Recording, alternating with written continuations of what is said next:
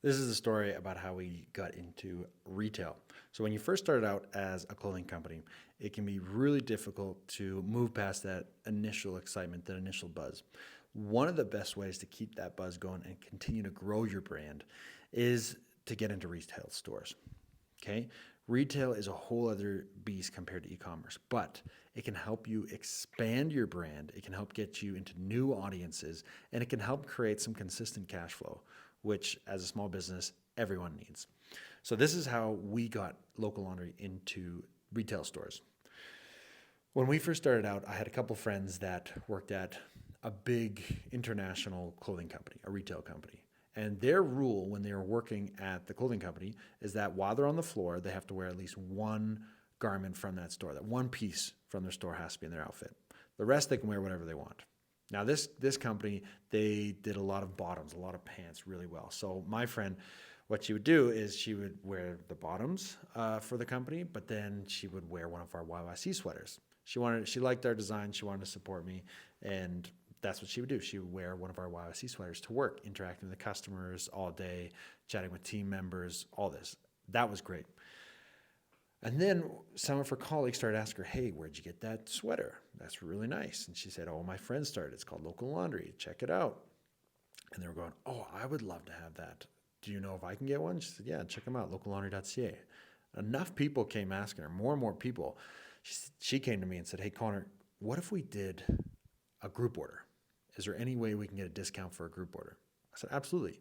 You want to order 10, 15, 20? Let's do a group order. We'll give you a 25% discount. No problem. Easy peasy. Easy peasy lemon squeezy." And so that's what we did. And we did a big group order. I think there was about 20, 30, and that was great. Now, this was at one store in one mall. And the way it works is that some people work shifts between stores. They might work a shift at this mall one day, another mall at this store the next day. And so they start showing up to other stores in our YYC gear. And now, all of a sudden, all of these colleagues and team members at these other stores are starting to get a little jealous. And they say, "Well, can our store place a group order?"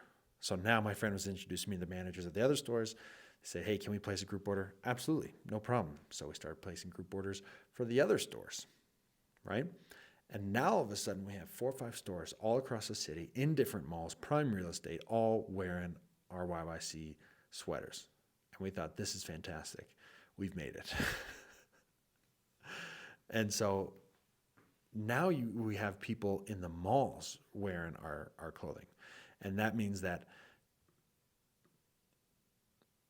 now we have people in the malls wearing our clothing. And that means that our clothing is getting introduced to a whole wide variety of people that never heard about us, never seen us, that maybe never otherwise would have seen us. And so now other stores are seeing our clothing all around the mall.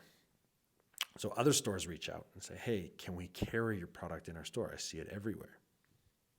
"Okay, no problem. How does that work?" Say, "Well, come down to the store. Let's have a meeting. Let's chat." And so Dustin and I both got business degrees. Like to think we're pretty handy when it comes to business. We're super nervous. How does this all work? Or do we need contracts? Do we need to get a lawyer? And so we go down there. We were super nervous, and we say, how does this work?" And I go, "Well, it's really easy. It's simple. You give us clothing, and we give you money." And it's as simple as that. Now, getting into retail is a whole other beast compared to e-commerce. The nice thing about e-commerce is when someone buys a piece of your clothing, you get that cash right away. They put in their credit card, away you go. That's you got the cash coming in. That's great. Now, when you get into retail, they want something that's called net terms. And what that means is when you ship them the goods or they receive the goods, that doesn't mean they're going to pay you right away, right? They can pay you when they receive it. They can pay you net 15, which means 15 days from when they receive it, net 30, net 60. I've seen even net 120, which means if you have net 120, they don't pay you for the clothing until 120 days after they receive it. And as a small business owner, cash is king. Cash is it's such a scarce resource that if you're paying the money to produce all the goods, you're already out of pocket. And now you have to wait 120 days before the store pays you. You have to float that 120 days plus the time it takes to produce the stuff, that's on you. And that's a lot of cash, right? That's why they say revenue is vanity, profit is sanity, but cash is always king. And so you have to be very cautious when you go into retail and what you're committing to make sure that you can have enough cash to sustain you through whatever those net terms are. Now, you might think, well, that's unfair, or why do stores get away with this? They get away with it because they're buying volume, right? So instead of e-commerce is great, but when people buy from your e-commerce store, they're buying one sweater at a time. When a retail store comes to you, they're buying hundreds at a time. So it's big chunks of cash. So you have to be able to manage your cash flow efficiently. Now, the other thing when it comes to retail is they want wholesale prices. So for example, if I sell a sweater for $100 online, they want to buy that sweater for $50 so they can sell it in their stores for $100 and they make $50 in every sweater, right? So that means you have to be producing your sweater at a point where you can consistently make money even selling at a wholesale. The general rule of thumb is you have to be charging four times retail for what you produce, the cost to produce something. So if I'm selling a sweater for $100, I actually have to produce it for $25. That gives me enough room where if a store comes and wants wholesale pricing, I can sell for $50 at a reasonable profit margin, right? These are all things I did not know. We learned the hard way. Also, all these different acronyms for getting into retail. And when you're talking, they use all these different words like, hey, can you ship them to our DC? I remember in a meeting, someone said that, and I said, what the heck's a DC? And they're like, it's a distribution center. Okay, what's a distribution center? We had no idea. But these are all things you learn as you go. So retail is great for a couple of reasons, right? A, they introduce you to a whole new audience that may have never, ever heard about you, or that never heard about you, or get you to a whole new audience. B, they buy in volume, right? So you can sell a lot all at once, and it's a lot of cash. But C, there's consistency. Retail stores have seasons, they have buying cycles. So you can kind of bet, okay, if I come out with some new colors for the spring, good chances are a store is going to buy them for the springtime. Now, the downside of retail, like I mentioned, is you have to have enough cash to produce all that clothing. If someone buys, hundreds of sweaters off you, 100 pieces of clothing, you have to have enough cash to produce those and carry that cost of producing those for 15, 30, 60, 90, maybe even 120 days, right? So that's how we were really able to expand our brand. Across Canada, we were at one point 25 stores all across Canada. And that was really great. And that's how we were really gonna grow the business, was through retail. Now, then the pandemic happened. And all of a sudden the retail stores all closed and their retail orders dried up. And we were kind of left figuring out what to do next. And we didn't know what to do. And we started panicking. And, at this time we had about 4 people on the team. And that's when we turned to a different revenue stream, the custom clothing revenue stream. And that's where we would get different corporate companies to put their logo on our clothing, right? And we had a lot of offers. People wanted to do this with us for a long time. And we always said no, because we thought, we don't want to put logos on our clothing. It's not cool. People aren't going to want to wear them. But you know what? A lot of companies were approaching us and they have big budgets.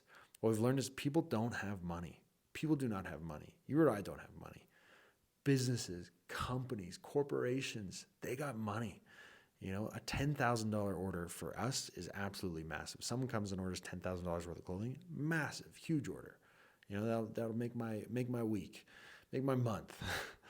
But for them, these large organizations, $10,000, people got budget for that. That's barely a rounding error for them, right? So we decided, instead of going after retail and really trying to expand e-commerce, let's go after custom orders. And that's what we started doing during the pandemic. And we realized that companies want to support local. They want to support Canadian made. They want to support small business. They want to support the little guy. People want clothing that actually fits them, that looks good, and that people are excited to wear, whether it's for their team, their clients, their customers, but also just for giveaways, because these companies have great brands. And what does it say when you are a great brand that puts your logo on a really inferior product? So that's when we started deciding to really stick with custom. And so fast forward almost 9 years later, we're exactly here, right? We're in our new warehouse. We're growing custom, growing the team. We've learned a ton. We're not in too many retail stores across Canada now. At one point, we were in 25 retail stores across Canada. I think we're in 2 now. We're at the airport store here in Calgary, and that's about it. And we've learned a ton. We've gone from e-commerce only, from drop shipping. And again, I think if you want to start a business, drop shipping is 100% the way to go.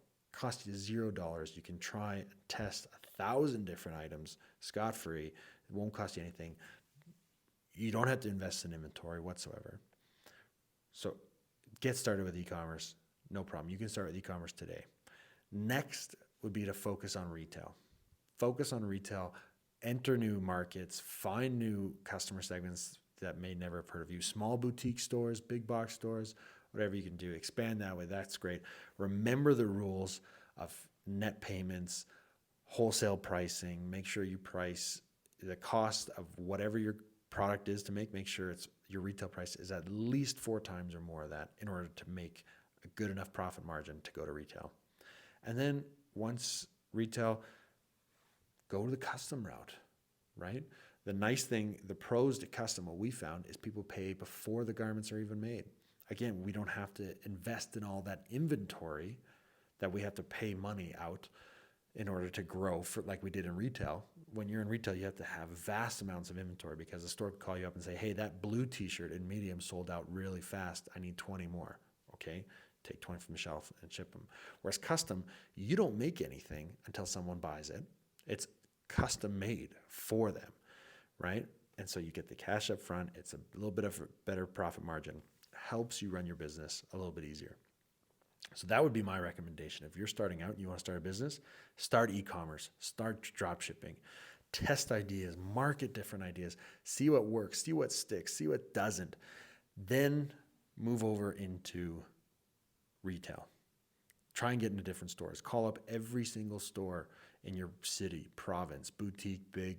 Try and get in front of buyers. Educate yourself on those. And then once you're comfortable in that stage, start going the custom route.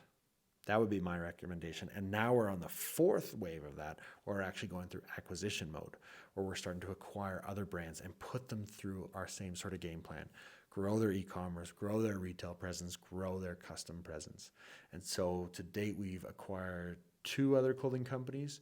We acquired CDN in November and West in January. And we're looking to grow those brands across the country. And we're looking to acquire other similar clothing companies across the country, maybe even in the US.